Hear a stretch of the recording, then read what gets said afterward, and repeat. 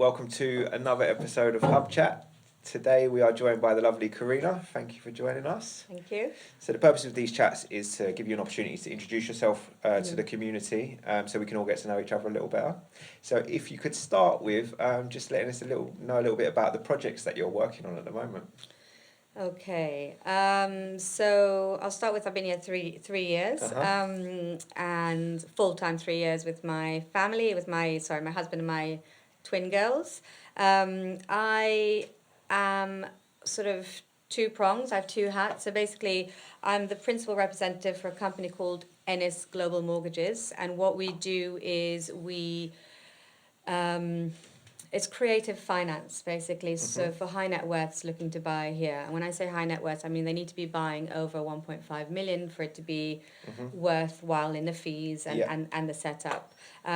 What I found when I was here is that I was looking to buy, nobody asked me how I was going to pay for the properties. They were happy to take me on hundreds of viewings.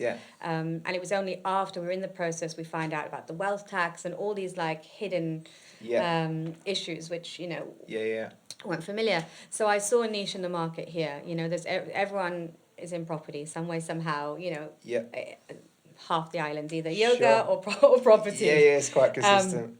So having come from property background for 15 years, doing property scouting or property search, I was keen to do that, but I didn't want to compete with everyone here. I wanted to find a niche. So I stood back and watched, and the niche was finance. So there's a lot of people with a lot of money here. They've got assets around the world. They can't get a Spanish mortgage because they don't tick the boxes, or they're not registered here for tax purposes or whatever it is. So what we do is we can borrow against their assets outside and bring money in to buy the properties here. We leverage it high, so that helps mitigate the wealth tax. It's all done legally. And great. That's one sort of area. And then by default, a lot of my clients are looking at properties and they either want to buy a second, or the property they're originally looking at, which I'm getting the finance for, falls through because it has legal issues or whatever. So they say to me, can you help me find something else? So originally I was just passing those on, but I found that didn't work because, you rely on someone else. Yeah, you got to rely on someone else, and, they are really valued customers. So although I didn't want to, I've now fallen into the property search as well. So I see the process through. So I'm collaborating with a number of agents, the ones who think in the bigger picture, and see the value in what I bring. I'm bringing a client who's willing and ready to purchase, and I've done their finance, so I know they are. Sure. So that's very well-rounded approach. It's fallen into place like that. It's kind of just what was needed and what came. Nice. So let's just take a little bit about your personal story now. So when did your history with Ibiza start?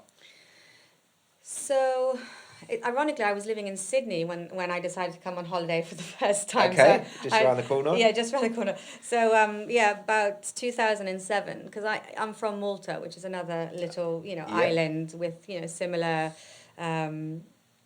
passion in the sort of music scene and the socializing and all of that. So I never really had a need to come to another island like Ibiza, because we had it all in Malta. Except there I had my own boat, I had my own everything. So why leave it? But then I came over and I fell in love straight away. I could see the people, the passion. I love the fact that it's there's a real local community, but there's also a really strong expat community. And having lived around the world myself, I lived in New York for 18 years. I was born and brought up there. And then Malta for 5, and then Sydney for 8, and then London for 9. And in here, I know what it's like to be an expat, and I know what it's like to be a welcomed expat in a community, and one who is seen as an outsider and hope to be kept that way. And here I could see it was a lovely expat community, and the two sides really sort of worked well together and supported each other. So how long have you been here now? I've been here full time for 3 years. I moved over when the kids were about a year and a half. I thought London was good, but not good enough. And having lived in Sydney, I know what it's like to love where you live and really sort of appreciate the outdoors and the nature. And Ibiza had that. So So on the outdoors and the nature, so like, for people that are still in London or New York or Berlin, and they're going through the situation we're all going through, and they thought one day I'd move to Ibiza. some of the reasons why they should do that? Like, what are the winter activities that keep you busy? Well, I mean, I could sell in Ibiza all day long. Part of me is a bit scared too, because, Yes. you know, you worry about all the people Sure. coming in and then, you know, losing, you know, the charm of Ibiza. I think that's what happened to Malta, actually. They really opened the doors to everyone, and everyone saw how beautiful and amazing it was, and the influx was so big that the island couldn't take it, and to me, they've lost their soul. Right. Ibiza's managed to keep that for now, so hopefully they do. Yeah. But yeah, it's a great island. I mean, you've got beautiful weather most of the year, you know, you've got incredible walks and nature and the sea. Yeah. You've got, you know, keen cyclists and... you know, just people who actually care about the environment as well, which is nice. So it's not just a use and abuse, but a nurture. Yeah. There is this kind of economic and environmental sort of fusion, isn't there? Especially, I mean, we're lucky to benefit from that here. It feels like everyone has a similar kind of mindset. Just on the hub, obviously you've been a member for quite a while now, so it changed quite dramatically. Yeah. How would you describe it to someone who hasn't been here yet?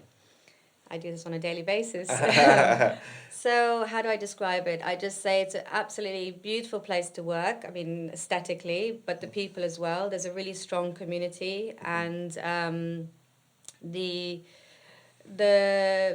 offerings here are great. It's, you know, great value, which you don't see much of in Ibiza, if I'm honest. So for that, it feels like, you know, you're getting what you pay for and more. But it's something that's, you know, not just a take. It's a lot of, you know, give and take, and everyone's willing to help each other, and that is nice. So I'd say perfect location, great energy, great working space. You get to you know, do your fitness if you want to. You can incorporate it all, and you don't have to travel far. Yeah. Amazing. Everything comes to you. Yes. Yeah. And just finally, the way we're wrapping it up, we're trying to inspire people. Looking back on your career, what's the thing you're most proud of? So looking back on my career, and I've done so many things. I think the thing I was most proud of, I worked for WWF, the wildlife, when I was in Sydney, and I was on the core team working on Earth Hour, which is, you know, turning off the lights, and basically the whole thing was just involving the world in a small action that everyone could be part of. So not looking out and saying, oh, look what they did to help, what can I do to help? Yes. And I mean, you know, I've done a lot. I've worked on, you know, the Australian men's and women Australian Open, golf and tennis. I've, you know, been like worked with hundreds of celebrities and done all that. But the Earth Hour and WWF was my most proud. Quite rightly so. It was a real game changer, and I think, you know, the lights went off externally, but internally something really woke up. Yeah. Amazing. Karina, thank you very much for joining us. Thank you. Nice one. Thank you. Cheers.